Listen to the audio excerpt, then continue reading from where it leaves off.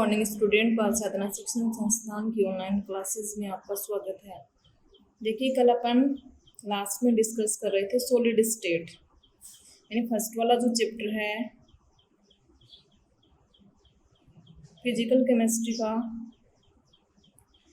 Inorganic chemistry में जो include कर रखा है, यानी फर्स्ट पार्ट में इनऑर्गेनिक केमिस्ट्री में अपन ने पढ़ लिए थे 3 चैप्टर, और सॉलिड स्टेट के अपन ने देखे थे सामान्य लक्षण, यानी ठोस अवस्था के सामान्य लक्षण कौन कौन से होते हैं, और उसी के आधार पर अपन द्रवावस्था और गैस प्रावस्था के लक्षण भी लिख सकते हैं कि गैस प्रावस्था के कौन से लक्षण होते हैं और द्रव प्रावस्था के कौन से लक्षण होते हैं, जो कि अपन ने ऑलरेडी डिस्कस कर लिया 11th क्लास। आज अपन पढ़ेंगे ठोसों का वर्गीकरण, क्लासिफिकेशन ऑफ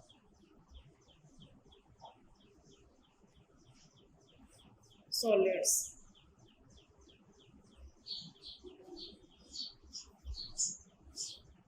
ठोसों का वर्गीकरण जो है, यानी ठोसों में जो अवयवी कण होते हैं, अवयवी कण कल भी अपन ने बात की थी। अवयवी कण क्या होते हैं? अणु, परमाणु या आयन, जिनसे भी वो मिलकर के बना है वो कण क्या कहलाते हैं? इन ठोस है जो भी उसमें कण उपस्थित हैं वो क्या हैं? अवयवी कण, जिनसे कि वो मिलकर के बना है। अणु हो सकता है, परमाणु हो सकता है, या वो आयन हो सकता है। इन अवयवी कणों की व्यवस्था है वो किस प्रकार से है, वो किस प्रकार से उपस्थित हैं, इस आधार पर इनका जो वर्गीकरण है मुख्य रूप से इनको 2 पार्ट्स में डिवाइड किया गया है। एक है क्रिस्टलीय ठोस, क्रिस्टलीय ठोस, और दूसरा है अक्रिस्टलीय ठोस।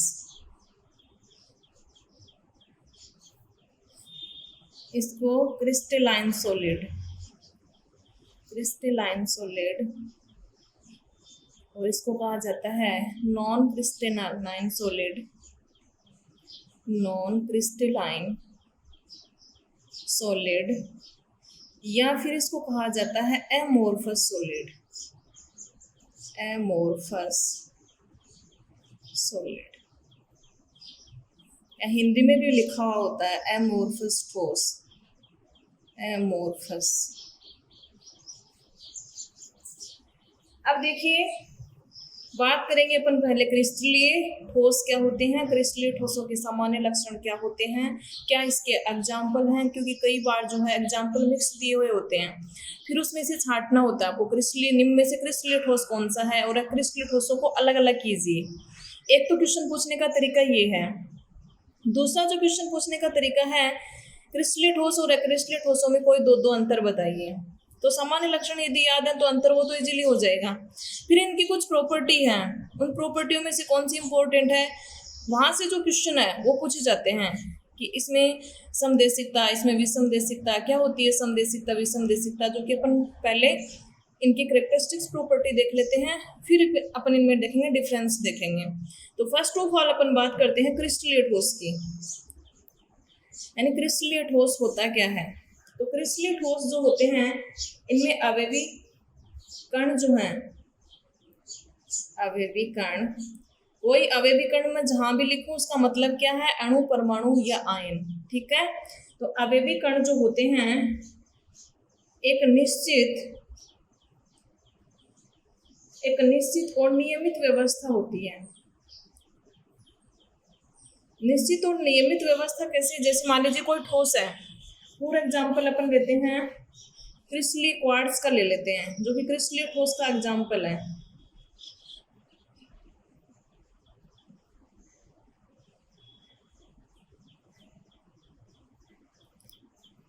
क्रिस्टलीय क्वार्ट्ज जो है वो किसका एग्जाम्पल है? क्रिस्टलीय ठोस का एग्जाम्पल है।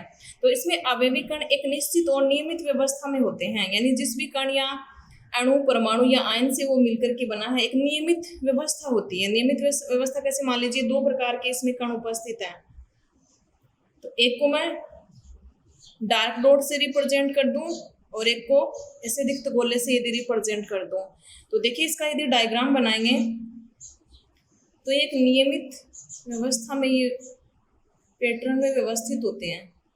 एक बार ये, एक बार ये, फिर क्या होगा, फिर ये डार्क वाला सर्किल, ये वाला कण, फिर से क्या होगा, ये होगा, फिर से क्या होगा, डार्क वाला, फिर से क्या होगा,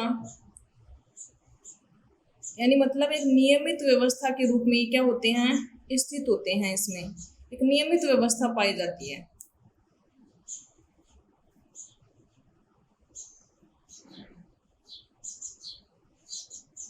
एक निश्चित ज्यामिति सी बन जाती है, ऐसे रेगुलर क्रम में एक बार ये आएगा, एक बार ये आएगा, एक बार ये आएगा, इस तरह से एक निश्चित तरह से, यानी ये जो आकृति बनी है वैसी आकृति यहाँ बन जाएगी, वैसी आकृति यहाँ बन जाएगी, वैसी आकृति नीचे बन जाएंगी, ऐसे इस तरह से।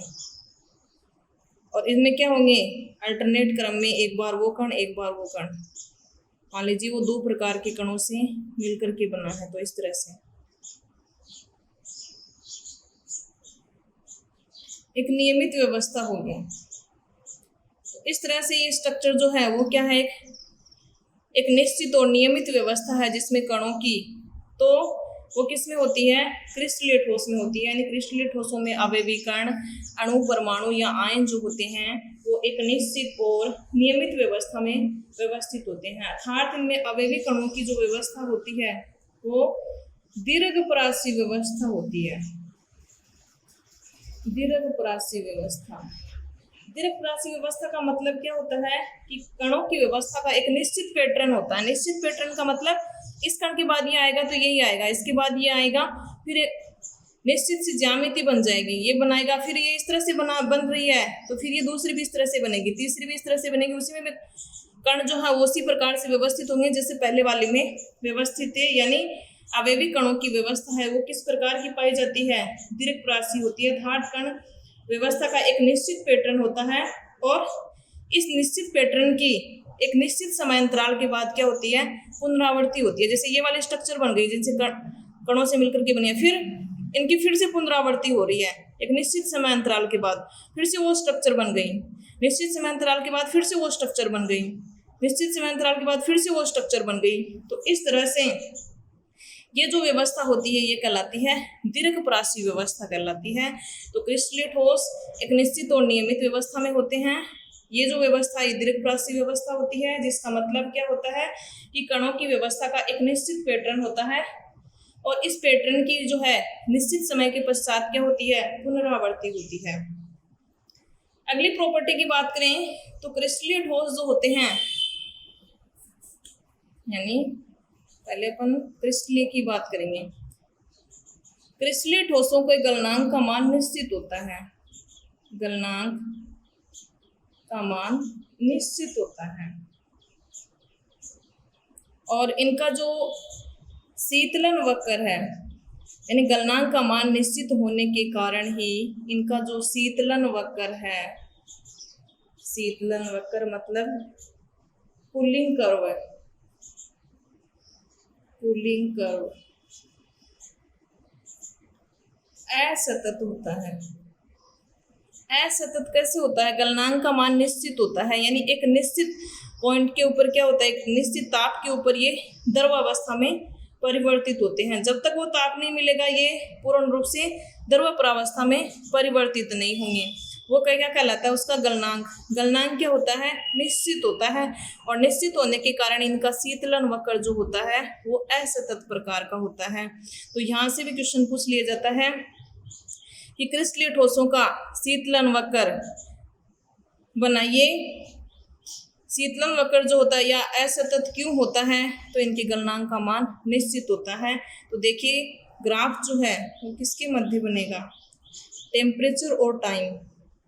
इधर अपन टेम्परेचर ले लेते हैं, वाई एक्सिस के ऊपर ताप ले लेते हैं और इधर लेंगे अपन टाइम लेंगे, वो मिनट में ले लो चाहे सेकंड में ले लो।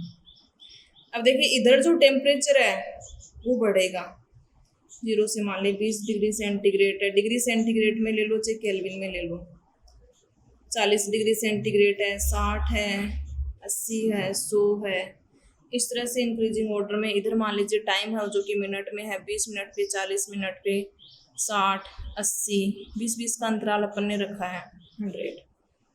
अब देखिए क्रिस्टलीय ठोसों का गलनांक का मान निश्चित होता है, निश्चित यानी जब तक पूर्ण द्रवित नहीं हो जाता तब तक इसका ताप क्या रहता है, स्थिर रहता है। यानी जैसे क्रिस्टलीय ठोस है और उसका गलनांक बिंदु का मान कितना है, मान लीजिए 80 डिग्री की पे क्या होता है, वो उसका गलनांक बिंदु है। तो 80 डिग्री जब तक उसको टेम्परेचर 80 डिग्री तक नहीं दिया जाएगा तो वो क्या नहीं होगा, द्रवित नहीं हो पाएगा। तब तक इसका ताप क्या रहेगा, स्थिर रहेगा, यहीं रहेगा इसका ताप। फिर इस पिघले हुए ठोस को यानी टेम्परेचर दे दिया, वो पिघल गया, यहाँ पर स्थित है। फिर इसको यदि अपन ठंडा करेंगे मतलब टेम्परेचर कम होगा तो क्या होगा, एक निश्चित ताप पर ये क्या होने लग जाएगा, जमने लग जाता है। और जब तक पूरा जम नहीं जाता इसका ताप क्या रहता है, स्थिर रहता है। यानी ताप उतना ही रहेगा जितना इसको ठंडा होने के लिए चाहिए। यानी पिघले ठोस को ठंडा करने पर एक निश्चित ताप पर ये क्या होने लग जाता है, जमने लग जाता है। और जब तक पूरा नहीं जमता है तब तक इसका ताप क्या रहता है, स्थिर रहता है। फिर ताप क्या होने लग जाता है, घटने लग जाता है। यानी पहले मान लीजिए इसका 80 डिग्री गलनांक बिंदु है, जब तक 80 नहीं करेंगे तब तक ये स्थिर रहेगा, यहाँ पर स्थिर रूप में इस तरह से रहेगा। फिर धीरे धीरे ठंडा होगा। फिर जब ये ठंडा हो जाएगा एक बिंदु पे क्या हो जाएगा, ठोस अवस्था में परिवर्तित हो जाएगा। फिर यहाँ इसका टेम्परेचर क्या रहेगा, निश्चित रहेगा। और फिर क्या होगा, टेम्परेचर और घटने लग जाता है तो फिर क्या होगा, धीरे धीरे और घटेगा। फिर क्या हो जाएगा, एकदम से जम जाएगा तो क्या हो जाएगा, टेम्परेचर फिक्स हो जाएगा, निश्चित हो जाएगा। तो यानी टेम्परेचर फिक्स हो जाएगा तो मतलब स्ट्रेट कर्व प्राप्त होगा। यहाँ स्ट्रेट, यहाँ फिक्स है, यहाँ स्ट्रेट, यहाँ फिक्स है, स्ट्रेट। जब कम हो रहा है तो नीचे आएगा, जब कम हो रहा है टेम्परेचर तो नीचे आएगा। तो इस तरह से ये ग्राफ इस तरह से प्राप्त होता है, क्योंकि इनके गलनांक का मान निश्चित होता है। तो टेम्परेचर और टाइम के मध्य जो ग्राफ प्राप्त होता है, तो ये जो ग्राफ है ये कहलाता है असतत।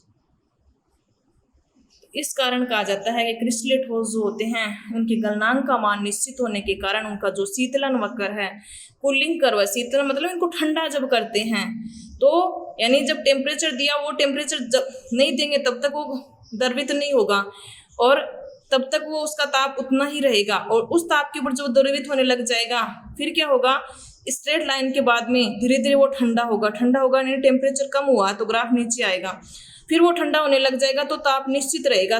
मान लीजिए 60 पे वो ठंडा हो रहा है तो वो निश्चित 60 पे ही रहेगा कई देर तक, वो 20 मिनट तक रहे या 40 मिनट तक रहे, वो उतना ग्राफ स्ट्रेट लाइन में आएगा।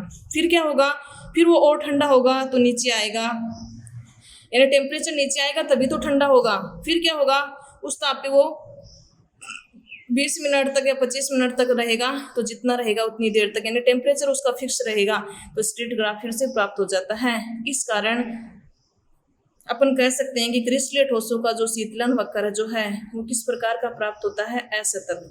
यानी इस तरह से रेगुलर नहीं है, ये तो सतत होता है।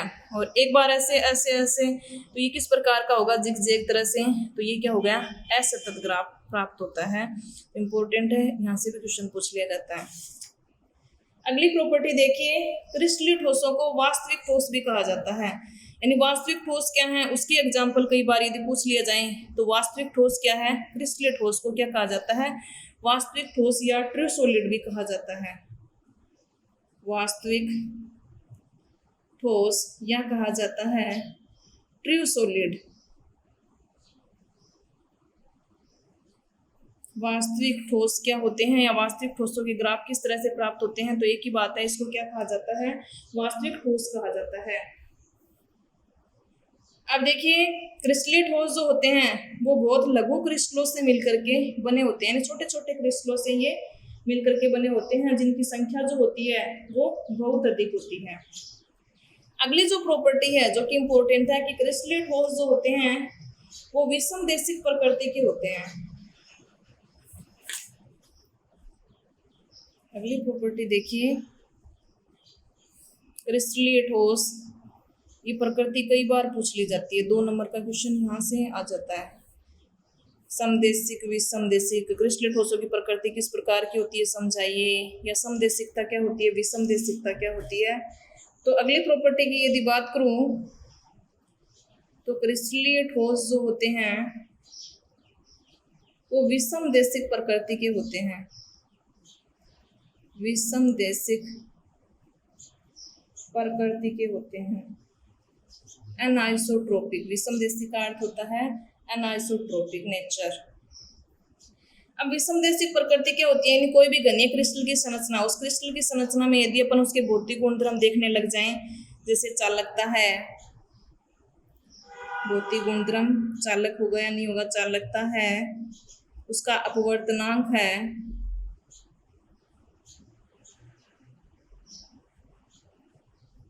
कठोरता है, तनन सामर्थ्य है, तनन सामर्थ्य है, इन सब के मान, यानी ये जो भौतिक गुण होते हैं क्रिस्टलीय ठोस के, इन सब के मान यदि विभिन्न दिशाओं में, विभिन्न डायरेक्शन में, विभिन्न दिशाओं में यदि भिन्न भिन्न होते हैं, भिन्न दिशाओं में भिन्न भिन्न होने के कारण इनकी प्रकृति क्या होती है, विषम, और यदि सम हो जाएंगे तो समदेशिक हो जाएंगे। तो विभिन्न दिशाओं में भिन्न भिन्न होते हैं। अब वो भिन्न भिन्न कैसे होते हैं, तो ये अपन डायग्राम से समझ सकते हैं कि क्रिस्टलीय ठोस की संरचना किस तरह की होती है, एक रेगुलर और नियमित होती है। तो रेगुलर नियमित का मतलब ये एक अपन ने, यानी मान लीजिए वो क्रिस्टलीय ठोस दो प्रकार के कणों से मिलकर के बना है, एक को मैंने डार्क सर्किल से ले लिया, एक को मैंने ऐसे सर्किल से ले लिया। तो क्या होते हैं कि नियमित क्रम में अरेंज रहते हैं, यानी अल्टरनेट क्रम में व्यवस्थित रहते हैं। अल्टरनेट क्रम में यानी मतलब एक बार ये और एक बार ये, फिर ये, किसी भी क्रिस्टलीय संरचना में इस तरह से अरेंज रहते हैं। वो स्ट्रक्चर फिर किसी भी प्रकार की हो सकती है। तो देखिए ये वाली स्ट्रक्चर देखिए क्रिस्टलीय ठोस की, जिसमें ये अवयवी कण इस तरह से अरेंज है।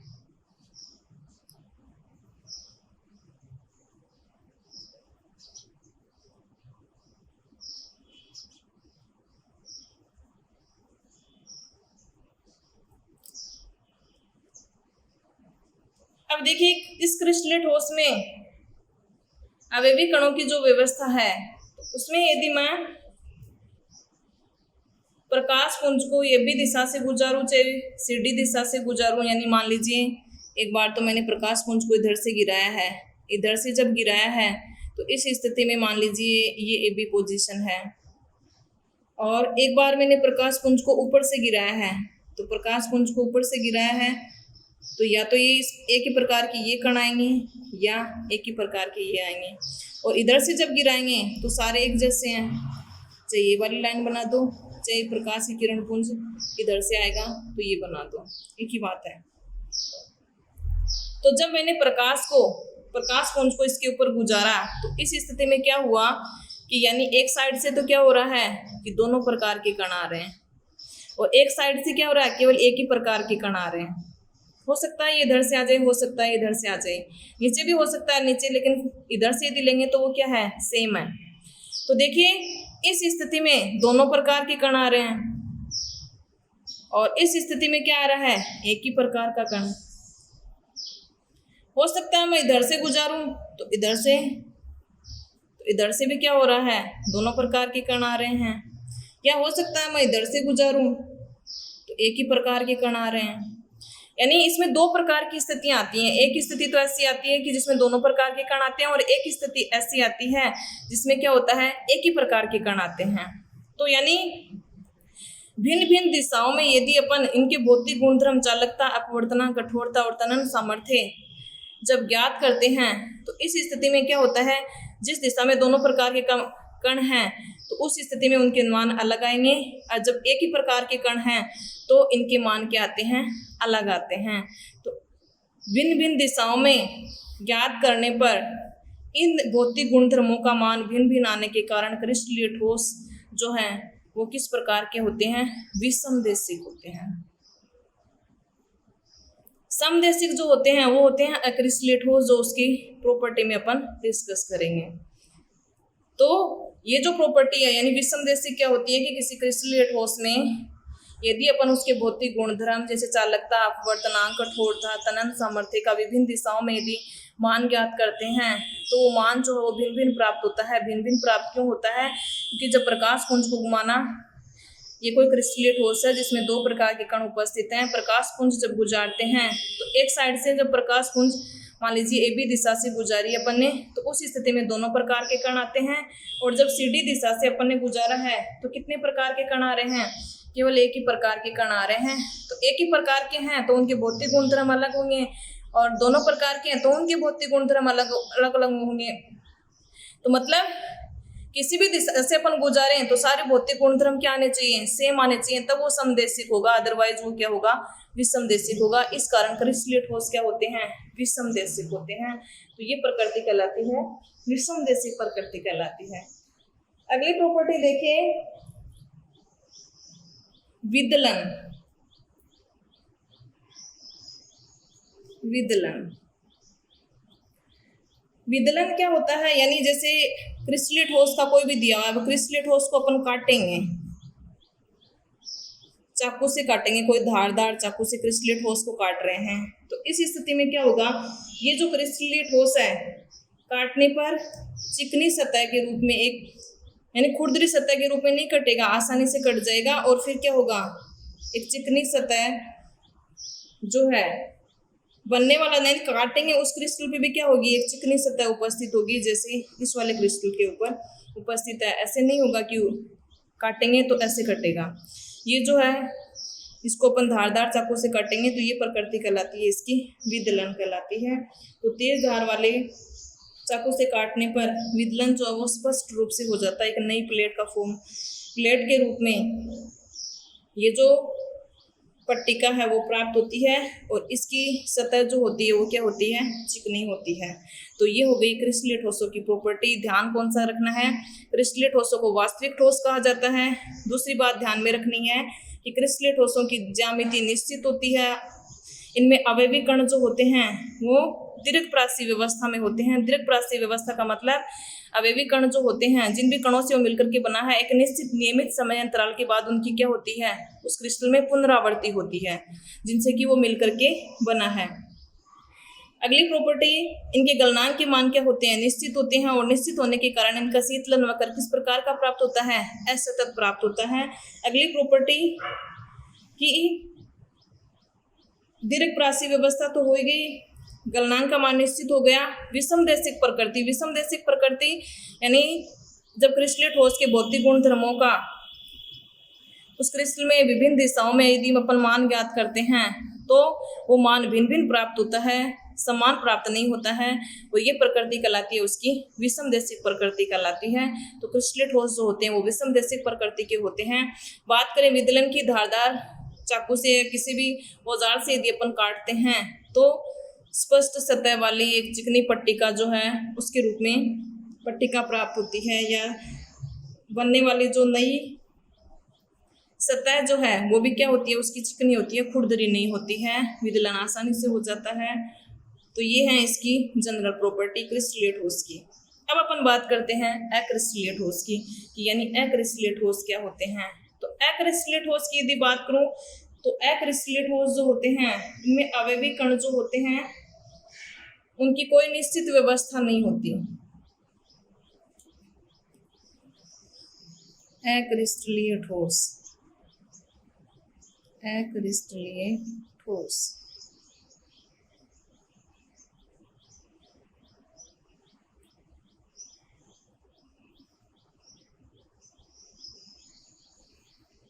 इसको क्या कहा जाता है? एमोर्फस सॉलिड भी कहा जाता है।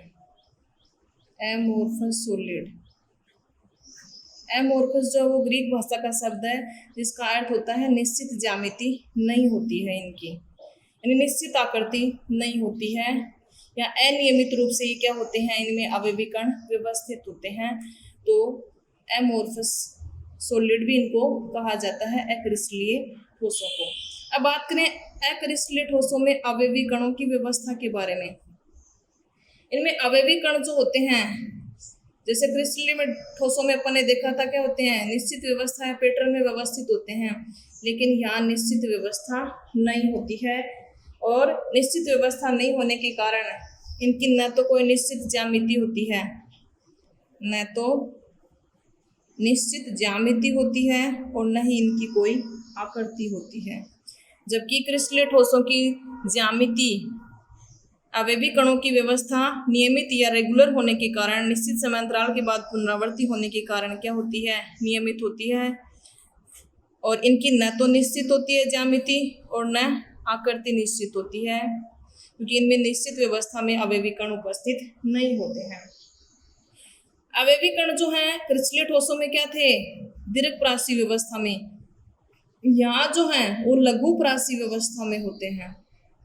लघुप्रासी व्यवस्था का मतलब इनमें अवयवी कणों की व्यवस्था एक अनियमित पैटर्न में होती है, अनियमित, जिसकी पुनरावृत्ति जो है कम दूरी तक ही होती है। और उसमें क्या होता था, पुनरावृत्ति एक निश्चित समांतराल के बाद में लगातार उस क्रिस्टल में क्या हो रही थी, पुनरावृत्ति हो रही थी उसी स्ट्रक्चर की, और अवयवी कण एक नियमित क्रम में व्यवस्थित थे। यहाँ क्या होगा, अवयवी कण से नियमित क्रम में व्यवस्थित हो, लेकिन उस स्ट्रक्चर की जो है वो पुनरावृत्ति कम दूरी तक की देखी जाती है। फिर वो स्ट्रक्चर उस प्रकार की नहीं होती। जैसे फॉर एग्जाम्पल ले लीजिए, क्रिस्टलीय अक्रिस्टलीय क्वार्ट्ज कांच जो है, अक्रिस्टलीय का जो एग्जाम्पल है क्वार्ट्ज कांच, यानी क्वार्ट्ज जो है वो किसका एग्जाम्पल है, क्रिस्टलीय ठोस का, और क्वार्ट्ज कांच जो है वो किसका एग्जाम्पल है, अक्रिस्टलीय ठोस का। अब इसकी आकृति किस प्रकार की होती है, यानी वही दो प्रकार के कणों से मान लीजिए मिलकर के बना है, तो कोई निश्चित आकृति कुछ नहीं है, कैसी भी आकृति बना दो।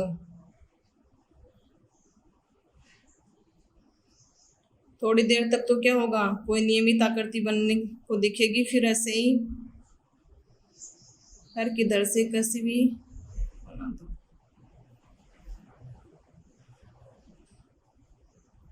इस आकृति में कितने भी अवयवी कण किसी भी तरीके से अरेंज हो सकते हैं इस तरह से। उसमें क्या हो रहा था, एक आकृति में यदि 6 हैं तो दूसरे में भी 6 होंगे, तीसरे में भी 6 होंगे, इस तरह से रेगुलर रूप से, यानी नियमित अंतराल के बाद एक बड़ी सी संरचना, दीर्घ संरचना बन जाएगी, तब तक उसमें वही व्यवस्था होगी पूरे क्रिस्टल में, क्योंकि इसमें ऐसा नहीं होगा।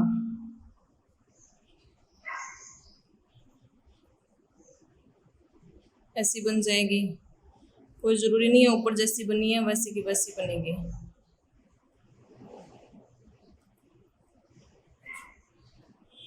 इस तरह से ये स्ट्रक्चर कैसे भी बन सकती है।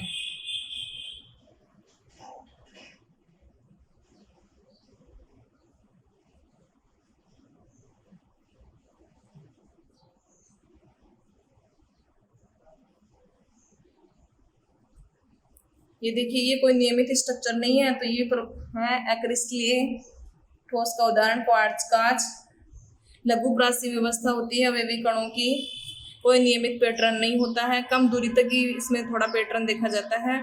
फिर जो है वो कोण अव्यवस्थित रूप से इसमें अव्यवस्थित होते हैं, तो न तो निश्चित ज्यामिति होती है और न ही इनकी कोई आकृति होती है। एग्जाम्पल और भी हैं इसके, जैसे प्लास्टिक है, रबड़ है, प्लास्टिक है, रबड़ है, रेजिन है, ये सारे जो एग्जाम्पल हैं वो हैं अक्रिस्टलीय ठोस के एग्जाम्पल हैं, प्लास्टिक, रबड़ और रेजिन। अब अक्रिस्टलीय ठोसों के गलनांक की यदि बात करें, यानी इनका गलनांक क्या होता है, क्रिस्टलीय ठोसों का निश्चित होता है, और अक्रिस्टलीय ठोसों का मेल्टिंग पॉइंट यदि मैं बात करूं तो अक्रिस्टलीय ठोसों का गलनांक जो है वो होता है अनिश्चित,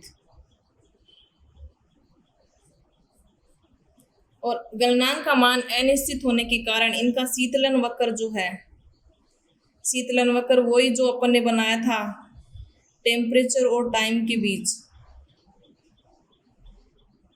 क्रिस्टलीय ठोस के लिए बनाया था, जो कि असतत प्राप्त हुआ था, क्योंकि उनके गलनांक का मान निश्चित होता है और इनके गलनांक का मान अनिश्चित होता है।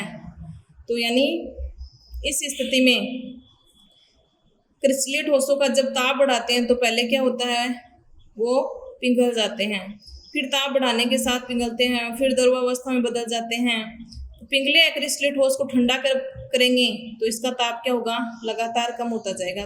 ताप कभी भी निश्चित नहीं होता इसका, ऐसा कोई बिंदु नहीं आता जिस पर इसका कोई ताप स्थिर रहता है।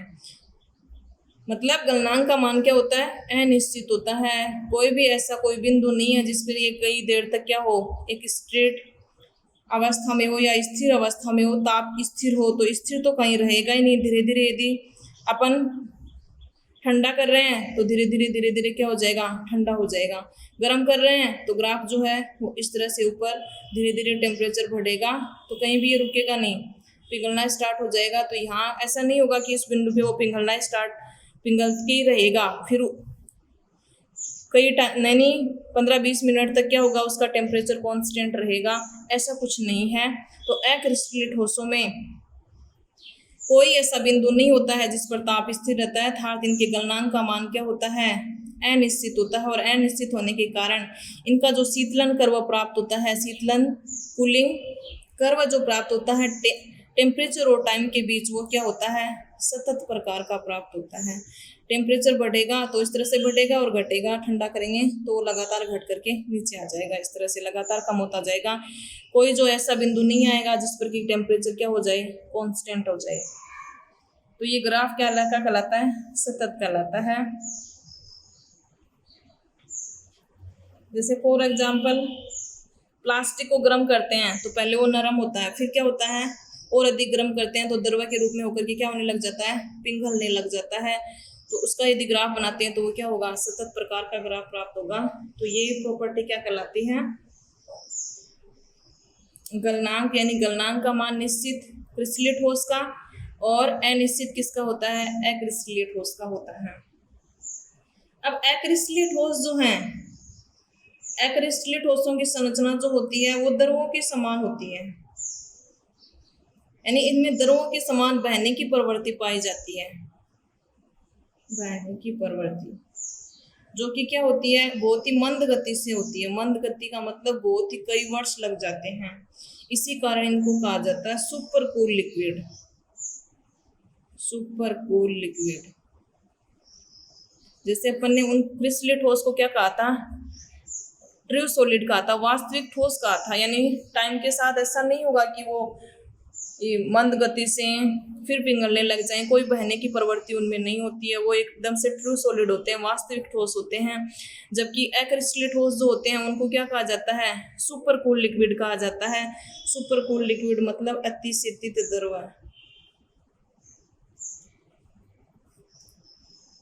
अतिशीतित द्रव या आभासी ठोस, आभासी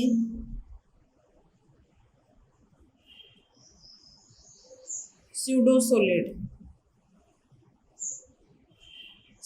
सॉलिड कहा जाता है।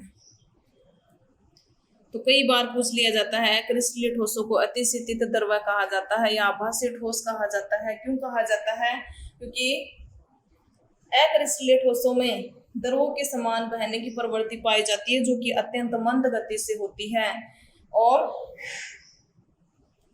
इसी गुण के कारण इनको क्या कहा जाता है, अतिशीतित द्रव या आभासी ठोस या स्यूडो सॉलिड कहा जाता है। यानी इसका एग्जाम्पल कहाँ देखने को मिलता है, बहुत जो पुरानी इमारतें हैं उनमें, उन इमारतों की जो खिड़कियां हैं, उन खिड़कियों में जो शीशे लगे हुए हैं बहुत साल पुरानी, जो ज्यादा पुरानी हैं, तो उसमें जो कांच लगा हुआ उन खिड़कियों में, तो बहुत टाइम के पश्चात जो है उससे खिड़कियों के कांच में क्या दिखाई देता है, दूधियापन दिखाई देने लग जाता है। वो दूधियापन का कारण क्या है कि यानी ये अक्रिस्टलीय ठोस है, अक्रिस्टलीय क्वार्ट्ज कांच है जिससे कि ये मिलकर के बनी हुई है। खिड़कियों में जो कांच लगा हुआ वो अक्रिस्टलीय क्वार्ट्ज कांच है, जो कि बहुत टाइम के पश्चात, यानी बहुत पुरानी जो बिल्डिंग है उसमें जो कांच लगा हुआ उसमें दूधियापन क्यों दिखाई देता है, वो द्रव की बहने के गुण, यानी वो कांच जो है नीचे से थोड़ा सा क्या दिखेगा, मोटा, और ऊपर से थोड़ा क्या हो जाएगा, पतला हो जाता है बहुत टाइम पश्चात। ऐसे नहीं कि अपने घरों की खिड़कियों में देखने लग जाओ कांच, दूधियापन इसमें दिखाई नहीं दे रहा, जबकि मैडम ने तो एग्जाम्पल बता दिया कि इसमें दूधियापन देखो। ऐसे नहीं, बहुत साल पुरानी जो है इमारतों की खिड़कियां जो उनमें यदि शीशे लगे हुए हैं तो वो शीशे जो है उनमें दूधियापन दिखाई देता है, और वो शीशे जो है ऊपर की अपेक्षा नीचे जो है आंशिक रूप से थोड़े बहुत जो है वो मोटे होते हैं। अब वो मोटे होने का कारण क्या हुआ है, यानी मतलब द्रवों के समान इनमें बहने की प्रवृत्ति होती है बहुत मंद गति से। जब इन्वायरमेंटल टेम्परेचर इंक्रीज हुआ है तो उस स्थिति में क्या हुआ है, टेम्परेचर बढ़ने से उसमें वो द्रव में परिवर्तित हुआ है, लिक्विड हुआ, लिक्विड फॉर्म में, तो वहाँ जो है वो थोड़ा सा क्या हो गया है, मोटा हो गया है बहुत सालों के पश्चात। तो ये जो प्रवृत्ति है ये क्या कहलाती है, सुपर कूल लिक्विड कहलाती है, अतिशीतित द्रव है। तो कई बार पूछ लिया जाता है पुरानी इमारतों की खिड़कियां जो होती हैं उनमें लगे हुए शीशों में दूधियापन दिखाई देता है, किसके कारण, यानी वो द्रवों की मंद गति से बहने के कारण ऐसा दिखाई देता है, जिसकी फलस्वरूप शीशा जो है आंशिक रूप से नीचे से मोटा हो जाता है और ऊपर से क्या हो जाता है, पतला हो जाता है। अगली प्रॉपर्टी की यदि बात करूं, विदलन, तो एक्रिस्टलीय ठोस जो होते हैं उनको यदि धारदार चाकू से काटते हैं, एक्रिस्टलीय ठोस हो गया, धारदार चाकू से काटेंगे तो ऐसे चिकनी सतह के रूप में नहीं कटेगा, जैसे क्रिस्टलीय ठोस को काटा चिकनी सतह के रूप में कट गया। यहाँ जब क्रिस्टल को काटेंगे तो क्या होगा, ऐसे कटेगा, टेढ़ा मेढ़ा मुड़ा हुआ सा, कोई चिकनी सतह जो है वो प्राप्त नहीं होगी। क्रिस्टलीय ठोस है, चाकू से काटेंगे तो ऐसे कटेगा, ऐसे सीधा चाकू नहीं जाएगा। तो यानी तेज धार से काटने पर ये अनियमित सतहों के टुकड़ों के रूप में क्या हो जाते हैं, कट जाते हैं। काटेंगे इधर से फिर कटेगा यहाँ से इधर से, तो इस तरह से टुकड़ा प्राप्त हो जाएगा जो क्या होगा, खुरदरा होगा, उसकी सतह क्या होगी, खुरदरी होगी। तो ये हो गए क्रिस्टलीय ठोस और अक्रिस्टलीय ठोस क्या होते हैं, समदेशिक। अब देखिए प्रॉपर्टी और बच गई, समदेशिक प्रकृति, यानी क्रिस्टलीय ठोस जो होते हैं उनकी प्रकृति क्या होती है, विषमदेशिक, और अक्रिस्टलीय ठोस जो होते हैं उनकी प्रकृति क्या होती है, विषमदेशिक। अक्रिस्टलीय ठोस जो है उनकी प्रकृति अपन क्रिस्टलीय ठोस की क्या पढ़ी थी, क्रिस्टलीय ठोस की पढ़ी थी विषमदेशिक प्रकृति, और अक्रिस्टलीय ठोस की यदि बात करूं तो प्रकृति क्या होती है, समदेशिक। समदेशिक क्यों होती है, क्योंकि अक्रिस्टलीय ठोस, क्रिस्टलीय ठोस में तो क्या है, वे कण एक नियमित पैटर्न में व्यवस्थित हैं, लेकिन अक्रिस्टलीय ठोस की यदि बात करूं तो वो अनियमित पैटर्न में व्यवस्थित है, यानी यहाँ ये है तो हो सकता है फिर यहाँ ये अनियमित पैटर्न में, एक बार ये आ गए फिर ऐसे हो गया। कोई जरूरी नहीं है किधर से कोई स्ट्रक्चर में क्या कौन सा विविकर्ण कहाँ हो, कोई नियमित पैटर्न तो है नहीं। तो देखिए किसी भी तरीके से हो सकता है इसमें, तो चाहे इस साइड से लें, चाहे इस साइड से लें, चाहे इस साइड से लें, किसी भी साइड से लें, प्रकाश किरण पुंज यदि डालते हैं, चाहे वो AB दिशा है चाहे वो CD है, दोनों प्रकार के कण उपस्थित होंगे, दोनों प्रकार के कण उपस्थित होते हैं, और दोनों प्रकार के कण उपस्थित होने के कारण इनके भौतिक गुणधर्म जो हैं, चालकता है, अपवर्तनांक है, जो कि अपन ने क्रिस्टलीय ठोस में देखे थे, तनन सामर्थ्य है, कठोरता है, तो दोनों यदि दोनों प्रकार के कण आएंगे तो चाहे वो किसी भी डायरेक्शन से लो, दोनों प्रकार के कण आने के कारण उनकी प्रकृति क्या होगी, समदेशिक होगी। और क्रिस्टलीय में दोनों साइड से लेते हैं, दोनों प्रकार के कण नहीं आते हैं, एक साइड से एक प्रकार के आते हैं, एक साइड से दो प्रकार के आते हैं। तो इस कारण विभिन्न दिशाओं में मान क्या होते हैं, अलग अलग प्राप्त होते हैं, उनमें क्या प्राप्त होते हैं, समान प्राप्त होते हैं। इस कारण अक्रिस्टलीय ठोसों की प्रकृति क्या होती है, समदेशिक होती है, और क्रिस्टलीय ठोसों की क्या होती है, विषमदेशिक प्रकृति होती है। और एक क्रिस्टलीय ठोस की जो एग्जाम्पल है वो मैंने आपको नहीं बताई, सोडियम क्लोराइड है, पोटेशियम क्लोराइड है, सोडियम सल्फेट है, आयरन है, कॉपर है, गोल्ड है, तो ये तो हो जाएंगे क्रिस्टलीय के एग्जाम्पल। और अक्रिस्टलीय के एग्जाम्पल मैंने बता दी थे, प्लास्टिक है, रबड़ है, रेजिन है, ये किसके एग्जाम्पल हो जाएंगे, अक्रिस्टलीय ठोस के। तो आज आपको कमेंट बॉक्स में लिख करके बताना क्रिस्टलीय ठोस और अक्रिस्टलीय ठोस में अंतर। बाकी आज के वीडियो में इतना ही, लंबा तो हो गया। Thank you.